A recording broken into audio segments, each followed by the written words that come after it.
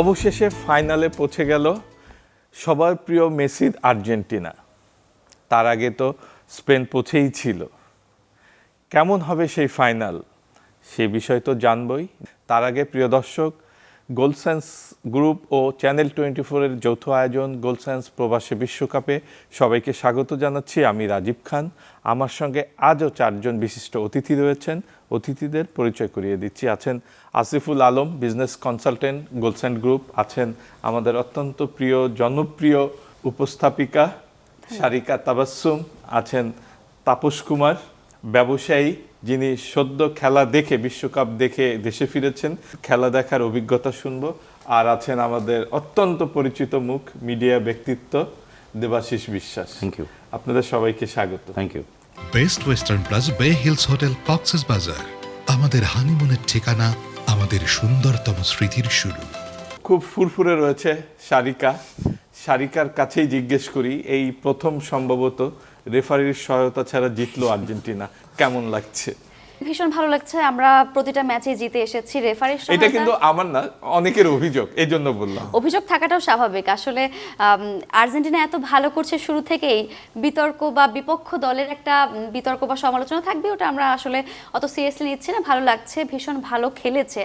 আসলে ইংল্যান্ড তো ভালো দল নিঃসন্দেহে, সেখানে মেসি ছিল আর্জেন্টিনার, বা মার্টিনেজ গোল করেছে, তারপর হচ্ছে ফার্নান্দেজ গোল করেছে। ভীষণ ভালো একটা টিম ওয়ার্ক ছিল, ভালো বন্ডিং ছিল। যেহেতু আর্জেন্টিনা টিমটাই এরকম যে একজন আরেকজনের জন্য খেলে, পুরো টিম হয়ে খেলে। সো সেই টিম ওয়ার্কটা আমরা আসলে দেখেছি। শেষের কামব্যাকটা, যেটা বলি যে আর্জেন্টিনা আসলে কামব্যাক করতে পারে। প্রথম গোল খাওয়ার পরে সবার মনে একটা ভয় কাজ করছিল যে কি হচ্ছে, কি হবে। কিন্তু আর্জেন্টিনার যারা ফ্যান রয়েছে তাদের মনে একটা বিশ্বাসও ছিল যে আর্জেন্টিনা কামব্যাক করতে পারে, এটা আমরা দেখেছি এবং সেটা হয়েছে। এবং নিঃসন্দেহে ফাইনালও আমরা জিতবো। স্পেনের সাথে খেলা আশাবাদী। দেবাশিস বিশ্বাস, আপনি তো খুব ফুটবল ভক্ত, ফুটবল ভয়ঙ্কর প্রেমী একজন মানুষ। ভয়ঙ্কর দুর্ভাগ্য আপনার যে এবার আপনার দল ব্রাজিল এই পর্যন্ত আসেনি। খেলা তো দেখছেন, কেমন মানে ব্রাজিল ছাড়া? না, ডেফিনেটলি। এখন আমি আসলে বেসিক্যালি সবার আগে যদি অনলাইন বলি, তাহলে আমি ল্যাটিন ফুটবলের ভক্ত। আমি ইউরোপের ফুটবল, ওদের যান্ত্রিক ফুটবলের বিপক্ষের লোক। আমি একটু নান্দনিক খেলা পছন্দ করি। তো সেই জায়গাটা যেহেতু ব্রাজিল এই মুহূর্তে নেই, তো একমাত্র প্রতিনিধি ল্যাটিন ফুটবলের এই এখন পর্যন্ত টিকে আছে আর্জেন্টিনা। আমি কখনোই আমার দুঃস্বপ্নেও আমি আর্জেন্টিনার সমর্থক নই, বাট আমি ল্যাটিন ফুটবলের সমর্থক। সেই জায়গার থেকে আর্জেন্টিনাকে সাধুবাদ। 1 2 নম্বর হচ্ছে ওই যেটা দিয়ে আপনি শুরু করলেন, যে যেটা রেফারির একটু হয়তো বা একটু পক্ষপাতমূলক ব্যাপার, বা কোনো একটা সৌভাগ্য দুর্ভাগ্য যাই হোক না কেন, আর্জেন্টিনার সাথে এই ব্যাপারগুলো চলছিল।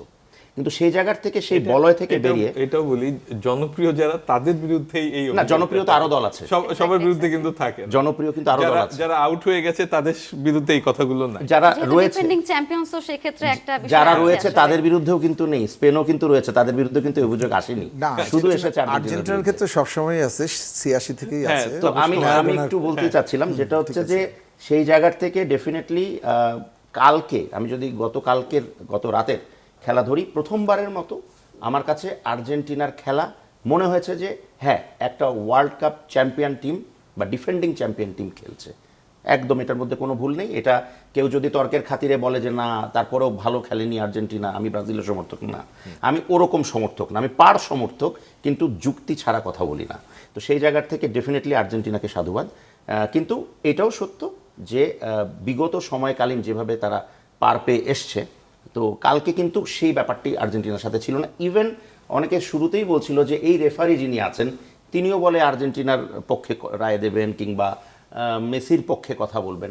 কালকে আমি রেফারিং নিয়েও একেবারেই অসন্তুষ্ট নই। তিনি যথেষ্টভাবে পুরো ম্যাচটা খুব সুন্দর করে পরিচালনা করেছেন, যেখানে কোনো রকম পক্ষপাত দুষ্ট বিষয়টা নেই। তো সুতরাং অভিনন্দন আর্জেন্টিনাকে, এবং সেই সাথে ইংল্যান্ডকেও আমি অভিনন্দন জানাতে চাই। কারণ আসলে এটা হয় কি, যে চোকার বলে একটা বিষয় থাকে, তো ফুটবলের চোকার সম্ভবত ইংল্যান্ডের মতো টিমই, যারা 60 বছর এখন পর্যন্ত পায়নি। এখন তো ওটার বেড়ে গিয়ে 64-তে গিয়ে দাঁড়াবে ফাইনালে পৌঁছতে আর কি। চ্যাম্পিয়নটা দূরের কথা, তারপর সেমিফাইনাল পর্যন্ত গেছে। কিন্তু যেটি আমার কাছে খারাপ লেগেছে, কেন জানি ইংল্যান্ড আগে গোল দিয়েছিল, কিন্তু গোল দিয়ে এমন ভাবে ওরা ডিফেন্সিভ শুরু করলো। কখনোই আর্জেন্টিনার মতন টিমের সাথে ডিফেন্সিভ ফুটবল খেলতে নেই, তাহলে তারা চেপে বসে। যে দলে মেসি আছে, যে দলে মেসি আছে, হ্যাঁ, একটা জিনিস আমি বলতে চাই, একটু একটু করে আর্জেন্টিনা মেসির পুরোপুরি ছায়া থেকে তো আর বেরোতে পারবে না। মেসি তো মহিরুহ, বটগাছ, ওটার ছায়ার নিচেই থাকতে হবে সবাইকে, কিন্তু তারপরেও ওই ছায়ার থেকে একটু একটু করে আর্জেন্টিনা বের হতে পারছে, যদিও কালকেরও দুটো গোলে পুরোপুরি মেসির অবদান ছিল। তো সুতরাং আমার ভয়টা অন্য জায়গায়। আমি ওদেরকে বলি ভয়টা, এটা আমার ভয়, আমি কিন্তু কোনো ইয়ে করছি না। আমার ভয়টা হলো 1986 সালে ম্যারাডোনার কল্যাণেই আর্জেন্টিনা জিতেছে। এটার মধ্যে যদি কেউ বলে যে না এটা ভুল, এটা ভুল না, এটা কারেক্ট, ঠিক আছে। 2022-এও আমি বলবো অলমোস্ট মেসির কল্যাণেই আর্জেন্টিনা ওয়ার্ল্ড কাপ জিতেছে। 2026-ও আপনি খেয়াল করে দেখেন আর্জেন্টিনা এখন পর্যন্ত গোলকিপারের একটা কিন্তু ভালো ভূমিকা ছিল ভাইয়া। হ্যাঁ গোলকিপার সেটা আলাদা, আমি অন ফিল্ড বলছি, কিন্তু আমি বলছি যে প্লেইং সেটা একাদশের জায়গা থেকে। মেসির কাছে না। 18টা গোল দিয়েছে টুর্নামেন্টে এখন পর্যন্ত সম্ভবত আর্জেন্টিনা, বা 19টা। কালকে 17 ছিল প্লাস 2 হয়েছে 19টা গোল। 19টা গোলের 8টা গোল মেসির, 4টা গোলের অবদানও মেসির। 8 + 4 = 12। আপনি 12কে বাদ দিন 19 থেকে, তাহলে কি দাঁড়ায়? 7, তাই না? তো বিষয়টা হচ্ছে যে 2030-এর যে আর্জেন্টিনা, সেই আর্জেন্টিনার সমর্থক যারা আছেন তারা একটা জিনিস তো এটা সত্য যে শতাব্দীতে বা 50 বছরে, 60 বছরে 4-5 যুগ পরে একটা করে মেসির জন্ম হয়, এটার মধ্যে কোনো ভুল নেই। পৃথিবীর সর্বকালের সেরা খেলোয়াড়ের নাম মেসি, পৃথিবীর সর্বকালের দ্বিতীয় সেরা খেলোয়াড়ের নাম দিয়েগো ম্যারাডোনা। তো আর্জেন্টিনা ঈশ্বরের অনেক আশীর্বাদ পুষ্ট একটা টিম, শুধু রেফারির না। না। তাপসদা যেটি বলতে চাচ্ছিলেন আপনি? না, আমি বলতে চাচ্ছিলাম যে আর্জেন্টিনা যে কালকের খেলার যে অবস্থা, 82 মিনিট পর্যন্ত আমরা যা দেখলাম, তাতে আর্জেন্টিনার সেই খেলাটা চোখে পড়লো না অন্য দিনের মতো। তারপরে যে মেসির যে পায়ের জাদুতে যে খেলাটা দেখলাম, আসলে ঈশ্বরের একটা, এটা কি ওরকম নাকি ওস্তাদের মায়ের শেষ রাতে? এটা অবশ্যই মেসি এবং আমার দেবাশিস দাও বললেন যেটা সত্যিকার অর্থেই যে মেসির জাদু, আমরা যেটা সবসময় বলি, সে জাদুটা কালকে দেখা গেছে 82 মিনিটের পরে। যে 82 মিনিটের পরে যে কামব্যাক করতে পারে একটা টিম। আমি ঠিক তখন 2:43 মিনিট, আমি আর একজন সতীর্থ খেলা দেখছেন, তাকে ফোন করলাম। সে এক ডাইহার্ট আর্জেন্টিনার সাপোর্টার। সে বলল না, আর সম্ভাবনা নেই, এটা আর হবে না দাদা। আমি বললাম না, মেসি তো আছে। আমি মনে হয় টেলিফোনটা কেটেছি, 2:45 মিনিট সাম সেকেন্ডে গোলটা দিল, সে লেখলো গোল। তো এই যে এটাই মেসি আসলে, এবং পরের গোলটাও তাই, কারিশমা, মানে মেসির কারিশমা। আমিও ব্রাজিলের সাপোর্টার ছোটকাল থেকেই, কিন্তু তারপরে যখন ব্রাজিল নেই, তারপরে তো আর্জেন্টিনার সাপোর্টারই আছি, এবং আমি অনেকগুলো খেলাই দেখলাম। এবার অন্য বছরের তুলনায় এবার খেলা দেখাটা আমার বেশি হয়েছে সব দলেরই, কারণ ওই আমেরিকার টাইমে আমি ওই সময় দিনের বেলা রাত জেগে খেলা দেখতে হয় না। এখানে যেহেতু 2টা খেলা রাত জেগেই দেখেছি, কালকেও তাই। তো যাই হোক, সেটাই কথা যে আমরা চাই মেসি শেষ এই তার বিশ্বকাপের শেষ মিশনটা যাতে চ্যাম্পিয়ন ট্রফি হাতে নিয়েই যাক। একজন ব্রাজিলের এমন সমর্থক হয়েও যেভাবে মেসি এবং আর্জেন্টিনার জন্য শুভকামনা, খেলা দেখছেন নিয়মিত। আপনিও তো নিশ্চয়ই ব্রাজিলের সমর্থক, তারপরেও তো ব্রাজিল নাই, খেলা দেখছেন। এখন কাকে সাপোর্ট দিচ্ছেন? খেলা আসলে যখন আমার প্রিয় দল যখন চলে যায়, বিদায় হয়ে যায়, সঙ্গত কারণেই তারা ওয়েল ডিজার্ভিং টিম তখন ম্যাচ জিতেছিল। তো আমার মনে হয় যে ফুটবলের যে সৌন্দর্য, গ্রেটেস্ট শো অন আর্থ, সেই সৌন্দর্যটাকে এখন উপভোগ করাটাই শ্রেয়। হ্যাঁ, আর যে ম্যাচগুলো এখন হচ্ছে, স্পেশালি আমার কাছে গতকালকের ম্যাচ দেখে যেটা মনে হয়েছে যে আমি আমাদের 2021-22 যে রিয়াল মাদ্রিদ ছিল, রিয়াল মাদ্রিদের একটা মনে হচ্ছে আত্মা আর্জেন্টিনার মধ্যে ভর করেছে। তার যেভাবে কামব্যাকগুলো দিচ্ছে, প্রথমে একদম স্টেপ বাই স্টেপ যদি আমি বলি, গ্র্যাজুয়ালি তারা কেপ ভার্দে থেকে শুরু করে কালকের ইংল্যান্ড পর্যন্ত তারা অনেক গোছানো একটা ফুটবল খেলছে। স্কালোনি তার টিমটাকে এত চমৎকারভাবে গুছিয়ে নিয়েছে পুরো জার্নিটার মধ্যে। আপস অ্যান্ড ডাউনস ছিল, আপনি যেটা দিয়ে শুরু করেছিলেন কন্ট্রোভার্সি, আর্জেন্টিনার সাথে এটা একদম তাদের হিস্টোরিক্যালি লেগেই ছিল, বাট সেই কন্ট্রোভার্সিটাকে উপেক্ষা করে গতকালকে যে ম্যাচটা উপহার দিল, এটা এক কথায় অনবদ্য, আনবিলিভেবল একটা ম্যাচ ছিল। তাই একজন ফুটবল প্রেমী হিসেবে আমার এটার প্রশংসা করতেই হবে। আমরা কি আজকে সবাই ব্রাজিল সমর্থকদের সাথেই বসেছি? মানে আমি না না, একাই তো 100 সারিকা। প্রতিটা ম্যাচে, বিশেষ করে নকআউট পর্বগুলো আমরা দেখছি, শেষ 32, শেষ 16, শেষ 8 এবং শেষ 4, এই ম্যাচগুলোতে আর্জেন্টিনাকে যেভাবে আপনিও বলছিলেন যে কামব্যাক করছে, এটা কি তাদের প্ল্যান কি না, নাকি গোল খাওয়ার পর একটু উজ্জীবিত হয়? এটা হচ্ছে ওই যে বললাম টিম বন্ডিং, তাদের একটা আত্মবিশ্বাস যে এত ম্যাচ খেলে এসেছে, এত ভালো ভালো প্লেয়ার এখানে আছে, মেসির মতো যেমন বটগাছ যেটা ভাইয়া বলছে, সেই জায়গাটা আছে এবং তারপর পর পর পর পর এতগুলো ম্যাচ আমরা জিতেছি আসলে। তো সেক্ষেত্রে যে কোনো ম্যাচকে যে কোনো মুহূর্তে ঘুরিয়ে দেওয়ার যে আত্মবিশ্বাসটা, এটা আসলে অনেকটা কাজে দিয়েছে আমার কাছে মনে হয়। আর্জেন্টিনার এই প্রথম সেমিফাইনালের ম্যাচ বাদে খুব আমরা ফুটবল সম্পর্কে যেটুকু জানি, দেবাশিস দাও স্বীকার করবেন, যে খুব শক্ত প্রতিপক্ষ কিন্তু দেখি নাই আর্জেন্টিনার মুখোমুখি। শক্ত প্রতিপক্ষ আর্জেন্টিনার কাদের সঙ্গে মুখোমুখি হয়েছে? আলজেরিয়া, কার সঙ্গে মুখোমুখি হয়েছে? মিশর, জর্ডান বলুন, এবং কেপ ভার্দের কথা বলুন। কেপ ভার্দে সেটাই বলছি। এবং শেষ 8-এ সুইজারল্যান্ড। এবার যারা আসলে হ্যাঁ যারা মিশর ছিল শেষ 16। মিশর শেষ 16-তে ছিল এবং সেটা এবার নিয়ে তো বিশ্বকাপে বিতর্ক কিন্তু আছে। আমরা দেখেছি কোনো দলকে আসলে পিছিয়ে রাখার মতো ছিল না। এটা গুরুত্বপূর্ণ। আমরা বলেছি ছোট দল বড় দল এরকম কিন্তু বিষয়টাই ছিল না, প্রত্যেকটা দল তাদের বেস্টটা দিয়ে খেলেছে। কেপ ভার্দের কথাই বলি, ফার্স্ট টাইম খেলতে এসে তারা যেভাবে প্রত্যেকটা টিমের সাথে খেলেছে, বড় বড় টিমের সাথে, কেউ কিন্তু পরাজিত করতে পারেনি। আলটিমেটলি আর্জেন্টিনার সাথে তারা হেরেছে। সো আমরা ছোট দল বড় দল একটা বিশ্বকাপে তারা আসলে খেলতে এসেছে এভাবে পরীক্ষিত দল, আমরা উভয় বলতে পারছি না যে ছোট দলের সাথে খেলে আমরা একদম ঠিক। এবং ইংল্যান্ডের সাথে খেলে আমরা সেখানেও আমরা জিতেছি। সো একদম আমি 100% একমত। তাই তো যে এটা না, ছোট- ব্রাজিলের সমর্থকদের যে অভিযোগ ছিল, না, অভিযোগের কিছু নেই। আমরা ছোট যদি- দলগুলোর সঙ্গে জিতেছে। আমি নিজেও সবসময় বলি যে যারা বিশ্বকাপের সুযোগ পায় তারা সুযোগ তৈরি করেই সুযোগটা পায়। Right. এত সহজভাবে কেউ যদি পেতই তাহলে তো আরো অনেক দল ছিল, তারা কেন পায়নি? ইটালির মতো টিমও কিন্তু এবার ওয়ার্ল্ড কাপে খেলার সুযোগ পায়নি। সাবেক 4 বারের সুতরাং চ্যাম্পিয়ন। তারা যারাই এসছে তারা প্রমাণ করেই এসছে যে তারা ভালো বলেই তারা ওয়ার্ল্ড কাপে সুযোগ পেয়েছে। তারপর একটা কথা থেকে যায়, এখন আজকে আমরা কেপ ভার্দে বড় দল বা কম্পিটিটিভ দল এমনি বলছি, খোলা চোখে যদি আজ থেকে 1 মাস আগে বলা হতো তাহলে কি কেউ বলতে পারতো কেপ ভার্দে বড় টিম বা ভালো টিম বা শক্তিশালী টিম? তো সেই জায়গার থেকে যদি বলি তাহলে তো অবশ্যই ছোট দল, যদি ওভাবে চিন্তা করি। সাথে আরেকটু যোগ করে দাদা, সেটা হলো যে র্যাঙ্কিংটাও তো আপনাকে দেখতে হবে। র্যাঙ্কিং বলে একটা কথা, দুটো র্যাঙ্কিং তিনটে কেপ দল, ভার্দের র্যাঙ্কিংটা কোথায় দুটো ছিল? তিনটে জায়গার থেকে যদি বলি যে কেপ ভার্দে বলি বা যাই বলি, Algeria, Austria, Jordan, Cape Verde, মিশর, যাই বলি না কেন, ইভেন সুইজারল্যান্ড, যেটা উনিও বললেন যে আমরা যদি র্যাঙ্কিং এ ধরে খেলা খেললে তো হবে না, কারণ র্যাঙ্কিং এ তো ফ্রান্সও ছিল না, ঠিক আছে, স্পেনের কাছে কি করে হারলো, তাই। কিন্তু at the end of the day তারপরে ওটা ফ্রান্স, ওটা স্পেন, এই যে বিষয়গুলো আছে, যেমন ব্রাজিলের হিসেবে তো নরওয়ের সাথে ব্রাজিলের হারার কথা না যদি র্যাঙ্কিং এর হিসেব ধরি, হ্যাঁ, কিন্তু তারপরেও নরওয়ে একটু হলেও অ্যাটলিস্ট কেউ যদি এখনো বলে যে কেপ ভার্দে নরওয়ের থেকে ভালো টিম, আমি তো মানবো না। কেপ ভার্দে অবশ্যই দুর্বল টিম নরওয়ের থেকে। তাহলে কি দাঁড়াচ্ছে? একটা দুর্বল টিমের সাথেই আর্জেন্টিনা জিতেছে, একটা শক্তিশালী টিমের সাথেই ব্রাজিল হেরেছে, যদি আমি ওভাবে ধরি। বাট এগুলোর সবকিছুর ঊর্ধ্বে এখন চলে গেছে সবকিছু। এখন কেপ ভার্দেতে ভোজিনহা নামে একজন যে মাকড়সা আছে, একজন যে স্পাইডার আছে, এটা আমরা কি করে জায়গা জানলাম? করে নিয়েছে। এটা আমরা তো জানতাম না। এবং আরেকটা ইনফরমেশন আপনাদেরকে দিই, হয়তো যদি আপনারা না জেনে থাকেন, ভোজিনহার যে বাম চোখটা আছে না, এখানে এতটুকুন ছানি পড়া, সে ছানিযুক্ত চোখ নিয়ে, কারণ এই ছানিটা অপারেশন করার টাকা তার ছিল না, সেই লোক যদি এরকম পারফরমেন্স দিয়ে থাকে, এটা তো অবিশ্বাস্য বিষয়। আমি ব্যক্তিগতভাবে মেসিকে বলি ফুটবল ঈশ্বর। তো যেহেতু যেই দলে ফুটবল ঈশ্বর আছে, ওই ঈশ্বর এই ঈশ্বরকে একটু আশীর্বাদ বেশি দেবেই, এটাই স্বাভাবিক।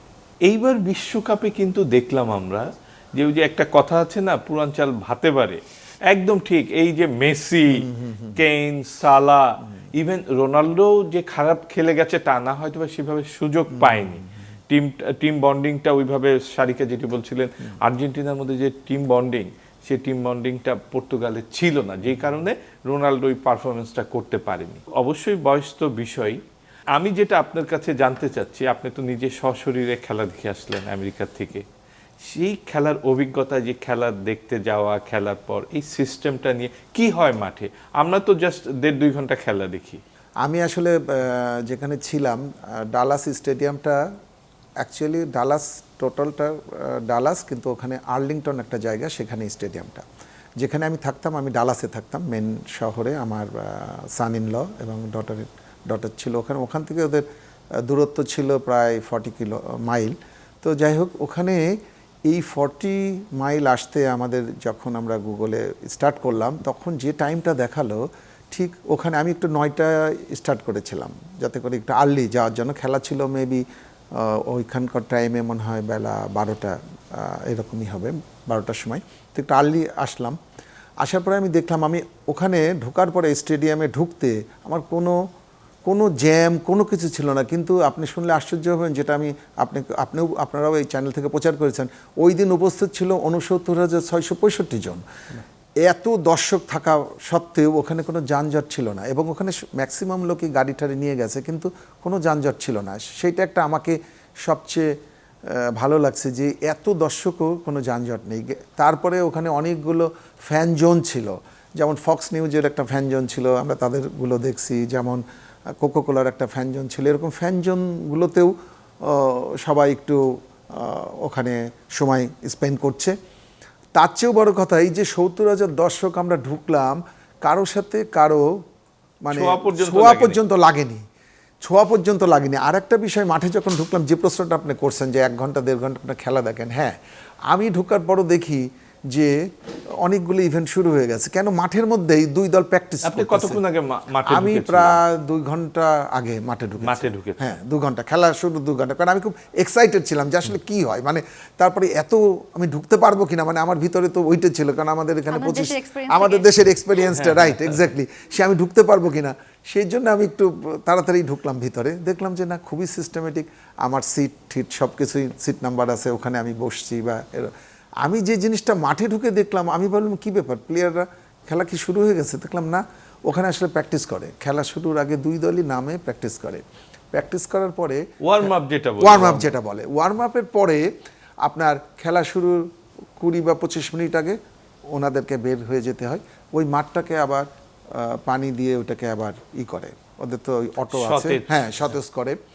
আর আমি যে মাঠটায় খেলা দেখেছিলাম, আর আরেকটা বিষয় যেটা আগে বলেনি, ওইগুলো তো চলে। আর পাশে আপনারা দেখবেন যে স্ক্রিনগুলো থাকে, সেখানে ওরা ওদের যারা এক্সপার্ট বা অনেক ফুটবল সম্পর্কে যারা জানে, তাদেরকে ওখানে নিয়ে আসে ওদের কথাগুলো মানে দর্শকরা শুনতে পারে। পুরা মাঠটা দেখা যায় তো, যেমন এখানে আমরা টিভিতে কি দেখি, একটা অংশ দেখি, আর এটা পুরা মাঠটা দেখি। ফ্যানরা যে কি আনন্দ করে, বিশেষ করে আমি নরওয়ে এবং আইভরি কোস্টের খেলাটা দেখেছিলাম। নরওয়ে খেলা শেষে ওদের যে দর্শকরা, এই যে ভাইকিং যে সেলিব্রেশনটা, এবং ওইটা কিন্তু ওরা নিয়ে যায় দর্শকরা। ওদের যে ক্যাপ্টেন মাঠ থেকে দর্শকের কাছে গেছে, ওই গ্যালারির কাছে গিয়ে ওইটা কালেক্ট করে এসে তারপর মাঠে এসে তারপর ওইটা বাজানোর পরে ওই ড্রাম বাজায়, এবং ওরা এই যে ভাইকিং, ওইটা আসলে এটা একটা অন্যরকম লাগে। যেটা আমরা আমাদের গ্রাম বাংলায় হেইও মারো ঠেলা হেইও, হ্যাঁ, ওইটাই আমার ওখানে বসে মনে হচ্ছিল। ওইটা যখন দেখছিলাম তখন আমি অনেক নিচে চলে আসছি স্টেডিয়ামটা। আর একটা কথা যেটা, ওইটা কিন্তু ফুল এয়ার কন্ডিশন স্টেডিয়াম, ওর ক্যাপাসিটি আর একটু বেশি, আমি পরে জানলাম। তো এবং মনে হয় 5 তলা বা 6 তলা হবে স্টেডিয়ামটা। তো আমি যখন নিচে নামছি যখন, ওরা তো ওই ভাইকিংসটা করতে অনেক পরে করছে, তো ওইটা আমি খুব কাছে থেকে দেখছিলাম। আর বেরোনোর সময় যেটা আমাকে আরও বেশি আশ্চর্য করছে, এটা ঢোকার কথা বললাম, বেরোনোর সময় এই 70,000 দর্শক বের হচ্ছি, র্যাম্প সিস্টেম, ওখানে সিঁড়ি না, র্যাম্প সিস্টেম, এবং বেশ বড় আকৃতি, মনে হয় 15 বা 20 ফিট হবে। ওই 7 তলা থেকে র্যাম্পে সবাই নামছে আস্তে করে, কেউ কারো শরীরের সাথে কারো শরীর লাগছে না। এই যে সিস্টেম, আমাদের ক্রিকেট স্টেডিয়ামে মিরপুরে ওই দিন যেদিন খেলা হয় কোনো বড় দলের সাথে এরকম বিশ্বকাপ, ওই দিন তো এলাকা বন্ধ করে দেয়। আমার মেয়েরা অনেক সময় সেফ ফিল করে না, সেফ ফিল, কারণ এখানে তো আমার পাশেই বলেন, হ্যাঁ, এই যে মেয়েদের বিষয়ে, আমাদের মেয়েরা যাচ্ছে খেলা দেখতে, কিন্তু আপনারা অনেকটা ভয়ে খুব সংকুচিত হয়ে যেতে হয় এদের। আমি তো বললাম যে কারোর সাথে আমার যে কোনো আর একটা ছেলের সাথে একটা শরীরে লাগবে বেরোনোর সময় বা ঢোকার সময়, সেই সিস্টেমই তো নাই। তার ওখানে মেয়েদের নিরাপত্তা অনিরাপদের তো কোনো সুযোগই নেই, কারণই নেই কোনো। সেটা যেমন মানসিকতা, হ্যাঁ, যেমন মানসিকতা সিস্টেম। এবং নট অনলি দিস, ওখানে যখন হাফ টাইমের সময় ইভেন সবাই একটু খাবার কিনে বা ইভেন টয়লেটে যাওয়ার জন্য সিস্টেম।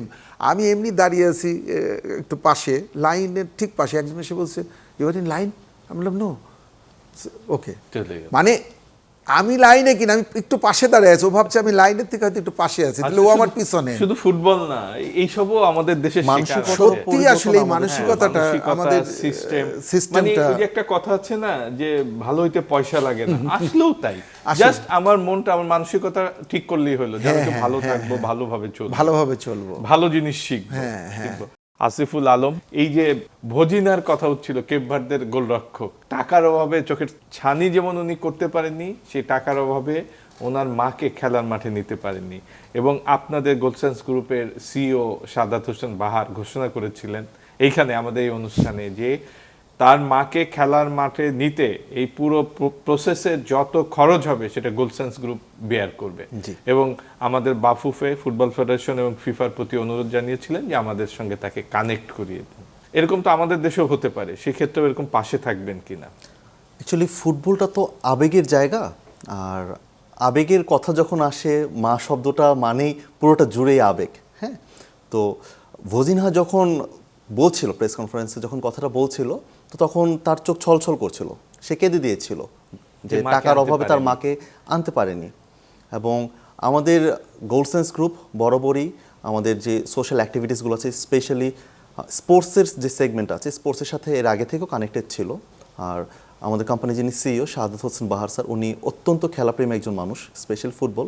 তো উনি যেটা করেছেন যে তার মনে হয়েছে যে এই আবেগটাকে, মূলত আমরা যে প্রোগ্রামটা করছি গোলসেন্স প্রবাসী বিশ্বকাপ, এটাও কিন্তু একটা আবেগের জায়গা থেকে, যে প্রবাসীরা এখন দেশের বাইরে আছে, তারা হয়তো একটা না একটা সময় বাংলাদেশে ছিল, বাংলাদেশের স্মৃতিগুলো তাদের মধ্যে ছিল, তার মা, তার ভাই, বন্ধু সবার সাথে একসাথে খেলা দেখা, ওইখানে যাওয়ার পরের যেই সিনারিওটা, যেটা ভজিনহা ফিল করেছে যে তার মায়ের কাছ থেকে সে অনেকটা দূরে আছে, সে তো চমৎকার একটা পারফর্ম করেছে, বাট তার মা এটা সরাসরি দেখতে পারছে না। তো এইটাকে কানেক্ট করতে পেরেছেন উনি, মনে হয় ওইখান থেকে শুরু হয়েছিল ভজিনহার যে স্টোরিটা।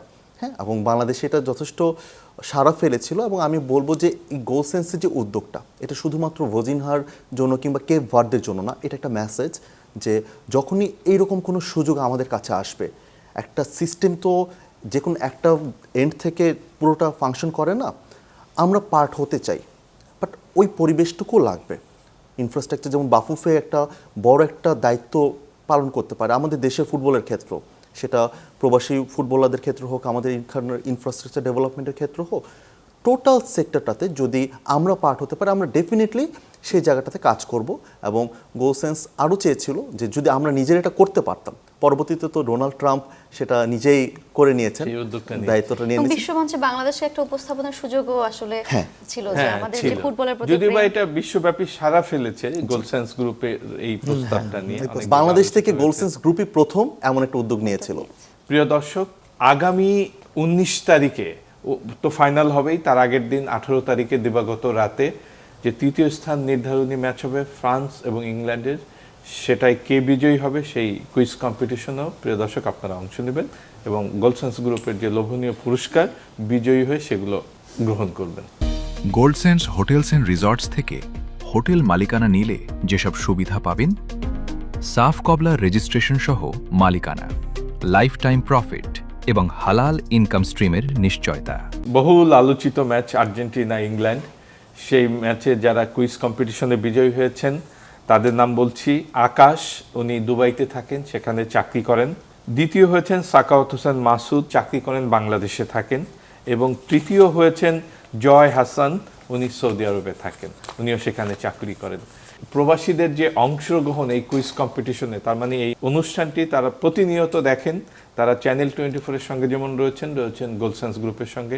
এই জন্য বিজয়ীদের প্রতি আমাদের পক্ষ থেকে অভিনন্দন। বাংলাদেশের পর্যটন শিল্পের অপার সম্ভাবনার খাত হলো পৃথিবীর সর্ববৃহৎ কক্সবাজার ও কুয়াকাটা সমুদ্র সৈকত। কক্সবাজার বে হিলস হোটেল ও কুয়াকাটায় বে ব্রিজ হোটেল নির্মাণ করছি। আমরা তো জানি প্রতিনিয়তই আপনারা ঘোষণা করছেন, তারপরও আমাদের নিত্য নতুন দর্শকরা থাকেন। এই যে বিজয়ীদের কি দিচ্ছেন? গোলসেন্স গ্রুপ শুরু থেকেই বিজয়ীদের জন্য এই অনুষ্ঠানটাকে আরেকটু প্রাণবন্ত করার জন্য এবং প্রবাসীদেরকে কানেক্টেড করার জন্য স্পেশাল কিছু পুরস্কার রেখেছে। যেহেতু আমরা হোটেল ট্যুরিজম সেক্টরটা নিয়ে কাজ করছি এবং কক্সবাজারে আমাদের একটি রেডি ইন্টারন্যাশনাল আপস্কেল 4-স্টার হোটেল আছে হিমছড়িতে, Best Western Plus Bay Hills. তো প্রথম যে বিজয় হচ্ছে তাকে আমরা সেই বেস্ট ওয়েস্টার্ন প্লাস বে হিলসে তার পরিবারসহ 2 রাত 3 দিন থাকার একটি সুযোগ করে দিচ্ছি। দ্বিতীয় পুরস্কার হিসাবে তার পছন্দের জার্সি, যেটা যে কোনো দেশের হতে পারে, সেটা একটা অফিসিয়াল জার্সি আমরা দিচ্ছি। এবং থার্ড এবং ফাইনাল যে পুরস্কারটা আছে সেটা হচ্ছে গোলসেন্স গ্রুপের তরফ থেকে কিছু স্পেশাল সুভিনিয়র এবং গিফট হ্যাম্প। আরেকটি আপনাদের ঘোষণা রয়েছে, রোড টু চ্যাম্পিয়ন। রাইট, সেটা জার্নিটা অনেক লম্বা হয়ে গেছে আমাদের, এবং খুব সফলতার সাথে আমাদের যে এক্সপেকটেশন ছিল প্রবাসীদেরকে কানেক্ট করা, সেটা এত চমৎকারভাবে আমরা তাদেরকে কানেক্ট করতে পেরেছি।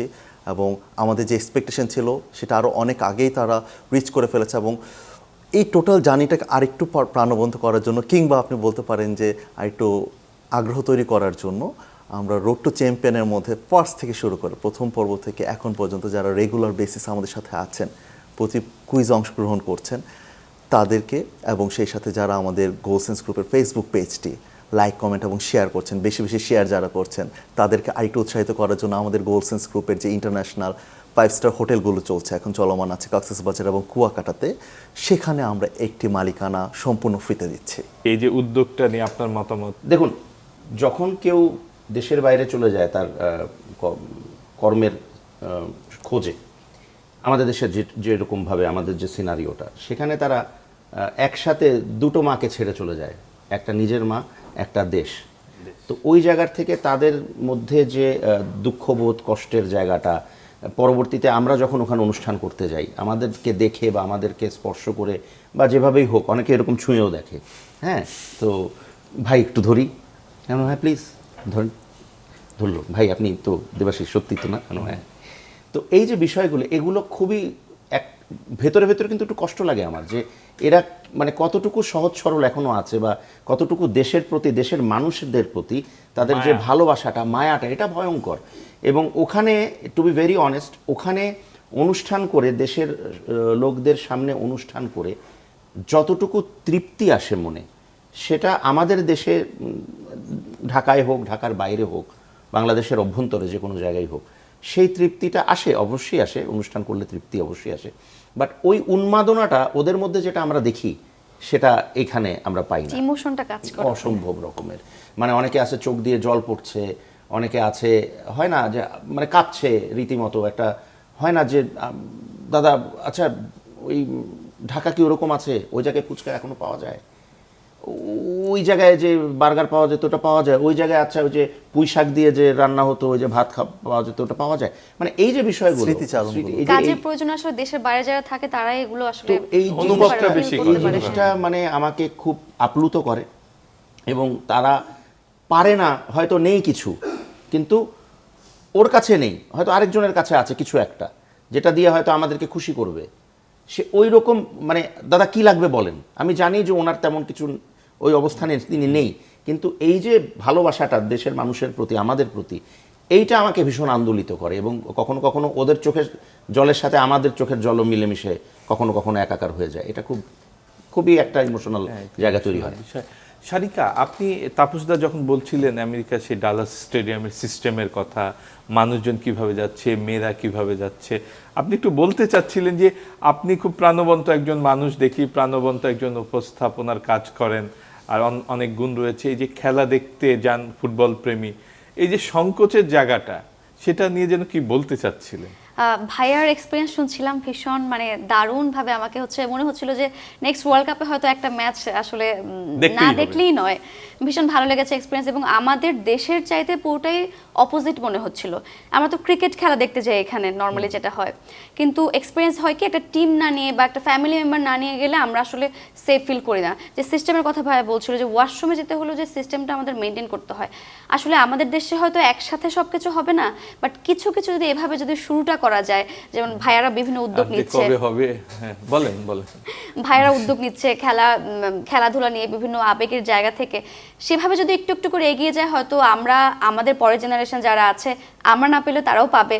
সো আমরা আশাবাদী, প্রত্যাশা রাখছি ভালো কিছু হবে, আমরাও হয়তো এগিয়ে যাব সেভাবেই।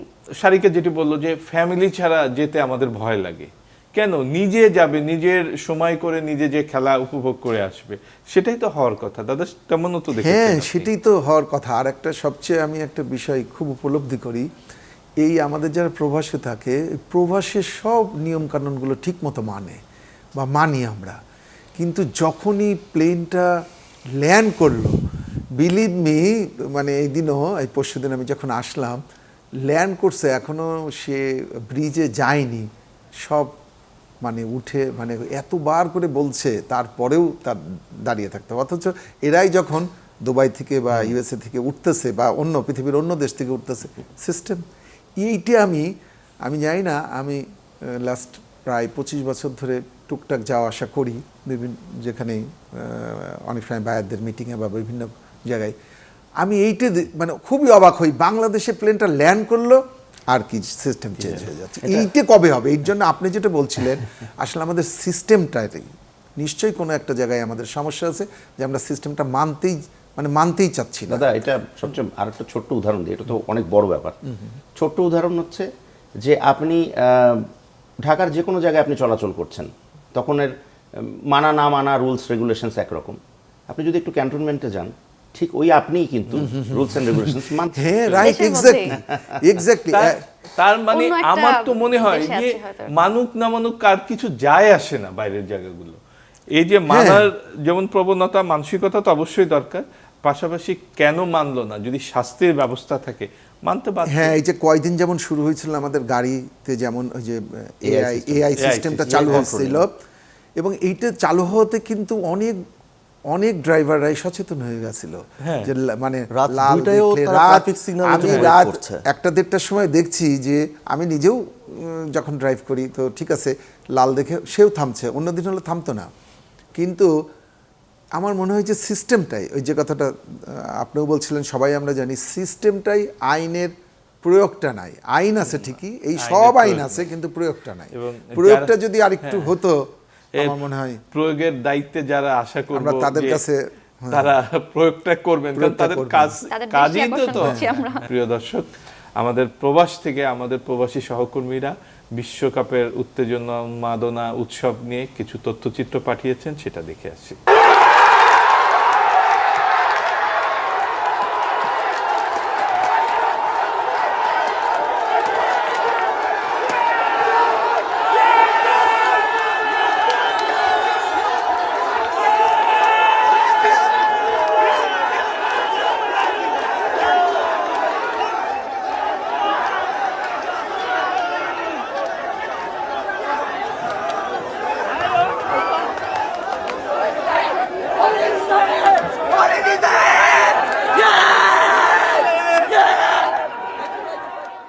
আজকের এই সেমিফাইনালের সেকেন্ড সেশনে আমরা এখানে যত দর্শক আছে, এখান থেকে 95% লোক আর্জেন্টিনার সাপোর্টার।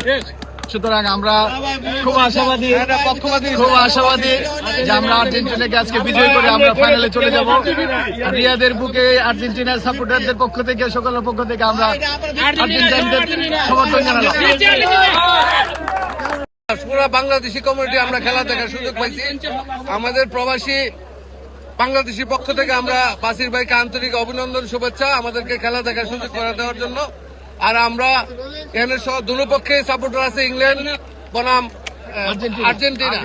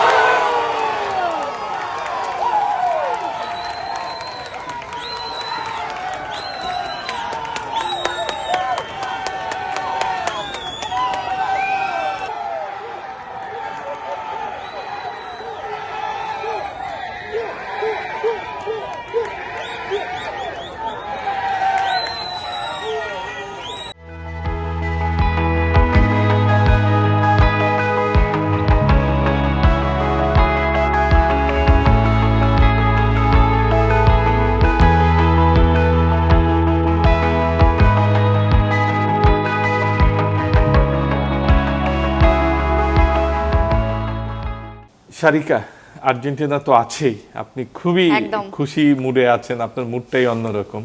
আপনার কাছে এই যতগুলা খেলা হলো আর্জেন্টিনার, কখনো কি ভয় ধরেছিল আর হলো না? আমার যদি এতগুলো ম্যাচের কথা বলি, কালকের ম্যাচটা নিয়ে একটু ভয় ছিল। ইংল্যান্ড আর্জেন্টিনা মানে ওই যে যেটি বলছিলাম, শক্ত প্রতিপক্ষ এখানে। প্রতিপক্ষ, অবশ্যই ইংল্যান্ড শক্ত প্রতিপক্ষ ছিল কালকের ম্যাচটা, যেহেতু সেমিফাইনাল খেলা। এবং আমি না প্রত্যেকটা আর্জেন্টিনার সমর্থক, আমি যদি ব্রাজিলের সমর্থকদের কথা বলি, এখানে আমার সাথে ম্যাক্সিমাম ব্রাজিলের সমর্থক আছে, তারাও কিন্তু চাইছিল আর্জেন্টিনা থেকে যাক, হয়তো ফাইনালে খেলুক। এটা বাংলাদেশে আসলে বিশ্বকাপ যে উন্মাদনা বা উৎসব বলতেই আমরা বুঝি আর্জেন্টিনা ব্রাজিল। ব্রাজিল আনফর্চুনেটলি হয়তো নেই, কিন্তু তারপর ব্রাজিল, আমি কালকে খেলা দেখতে গেছিলাম, সেখানে দেখা যায় হাফ সমর্থকই হচ্ছে ব্রাজিলের সমর্থক। সো তাদের মধ্যেও আমি একটা ভয় দেখেছি, তাদের গোল করার পর আমাদের উন্মাদনার সাথে আমরা যেভাবে সেলিব্রেট করছি ওরাও সেভাবে সেলিব্রেট করছে। আমাদের প্রথমে যখন ইংল্যান্ড একটা গোল করলো তখন আমরা ভাবছিলাম আর বোধহয় হচ্ছে না, সময় তো শেষ হয়ে যাচ্ছে, এবং সবারই একটা আতঙ্ক কাজ করছিল। এবং শেষ সময় যখন পরপর দুটো গোল হলো, 7 মিনিটের মধ্যে দুটো গোল হলো, এবং সবার যেই উচ্ছ্বাস, আসলে সেই জায়গাটা একটা ভয় কাজ করছিল গতকালকে অবশ্যই।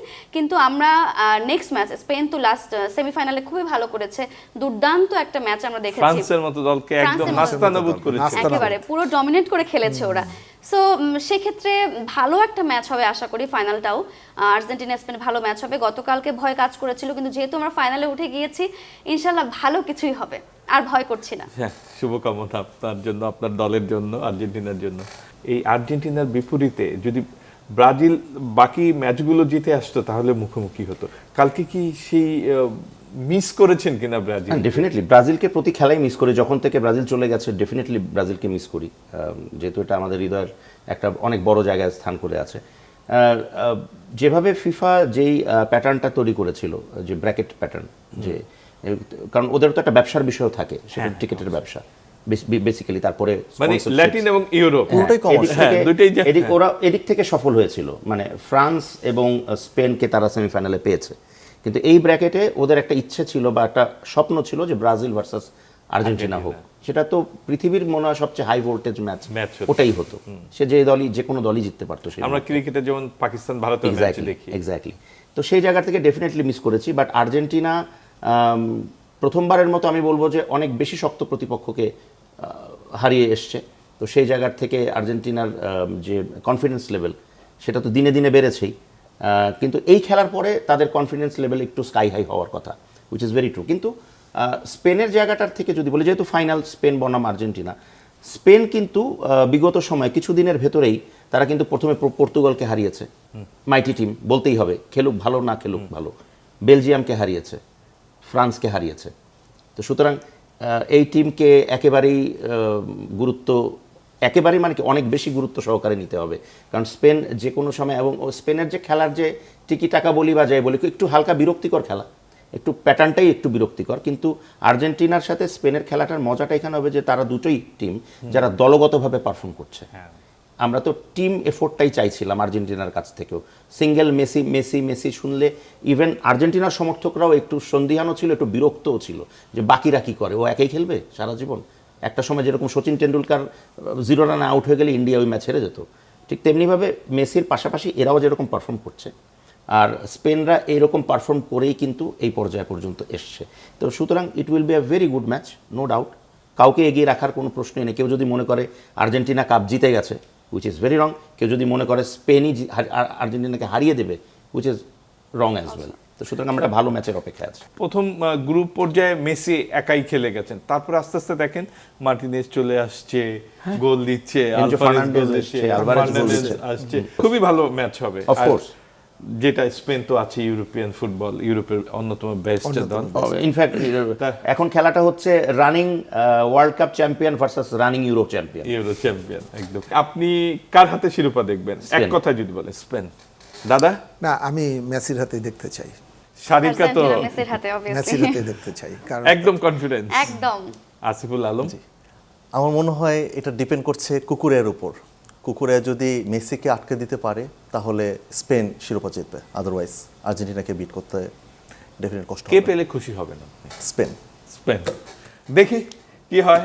আমারটা দর্শক ব্রাজিলের সমর্থক, খেলা শেষেই বলবো আপনাদের। সবাই ভালো থাকবেন।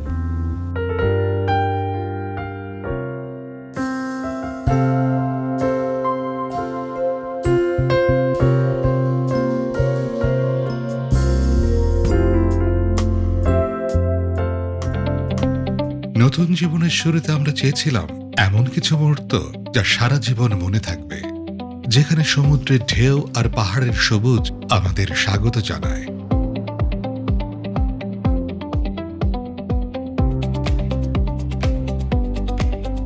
সকালে ঢেউয়ের শব্দে ঘুম ভাঙে, ব্যালকনিতে দাঁড়িয়ে দেখা যায় নীল সমুদ্র, আবার চোখ ফেরালেই পাহাড়ের শান্ত সবুজ।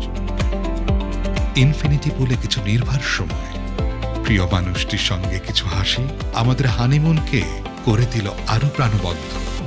দিনের শেষে সুন্দর একটি ডিনার, তাজা সি ফুড আর শান্ত পরিবেশে আমরা উদযাপন করলাম আমাদের নতুন পথ চলা।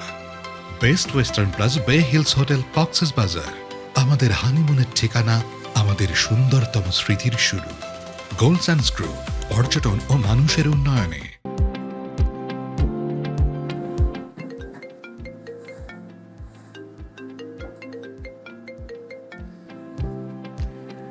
আম্মু, বাবা, অনেকদিন তো বিদেশে পড়ে আছিস, এবার দেশে আয়। দেশে এসে আমি কি করব? শুন, বিদেশে কষ্ট করে যা আয় করছিস তা দিয়ে এবার নিজের দেশে কিছু কর। কিন্তু আমি শোন, তোর বন্ধু বাবলু 10 বছর পর দেশে ফিরে এসে গোল্ডস্যান্ডস গ্রুপে ইনভেস্ট করেছে। গোল্ডস্যান্ডস গ্রুপ?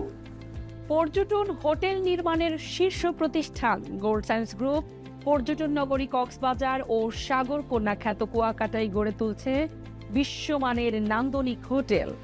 এখানে ইনভেস্ট মানেই সাব কবলার স্টেশনের মাধ্যমে 5 তারকা হোটেলের মালিকানা লাভ, সেই সাথে আজীবন হালাল আয়ের নিশ্চয়তা আর নিজের হোটেলে বিলাসী অবকাশ যাপনের দারুণ সুযোগ। শোন বাবা, টাকা জমিয়ে না রেখে সেটা কাজে লাগাতে হয়। এখন তুমি কি চাও সেটা বলো। প্রবাসী সন্তানের কষ্টের টাকায় দেশের মাটিতে সম্পদ গড়ে উঠুক, এটাই মা আর তার পরিবারের সবার চাওয়া। ওকে আম্মু। যাচাই বাছাই করে কষ্টার্জিত অর্থ বিনিয়োগ করুন, নিজের ভবিষ্যৎ নিজেই গড়ুন। শতভাগ আস্থার নাম গোল্ডস্যান্ডস গ্রুপ, সুদ মুক্ত জীবন, হালাল উপার্জন। আপনার টাকা কি শুধু শুধু সেভিংসে পড়ে আছে? সময় এসেছে সেটাকে এমন জায়গায় রাখার যেখান থেকে নিয়মিত আয় এবং অ্যাসেট গ্রোথ দুইটাই নিশ্চিত করবে। বাংলাদেশের number 1 hotel developer company Goldsands group আপনাকে দিচ্ছে 5 স্টার হোটেল ওনারশিপের সুযোগ, যেখানে আপনি শুধু একটি ওনারশিপ কিনছেন না, বরং তৈরি করছেন একটি লং টার্ম ইনকাম সোর্স। আমাদের প্রতিটি প্রজেক্ট কক্সবাজার ও কুয়াকাটার প্রাইম লোকেশনে অবস্থিত। বে ম্যারিনা ইনানি, বে স্যান্ডস কলাতলি, বে bridge Kuakata, Kuakata tourism city এবং বে হিলস। প্রতিটি প্রজেক্ট কৌশলগতভাবে তৈরি করা হয়েছে যেন আপনার ওনারশিপ থেকে আসে কনসিস্টেন্ট হালাল ইনকাম। পাশাপাশি থাকছে এক্সক্লুসিভ রিওয়ার্ড কার্ড সুবিধা, যার মাধ্যমে আপনি শপিং, হসপিটাল এবং লাইফস্টাইল পার্টনার আউটলেটসে বিশেষ ডিসকাউন্ট ও বেনিফিটস উপভোগ করতে পারবেন। আজই আপনার হোটেল ওনারশিপ নিশ্চিত করতে এখনই কল করুন অথবা হোয়াটসঅ্যাপে মেসেজ করুন।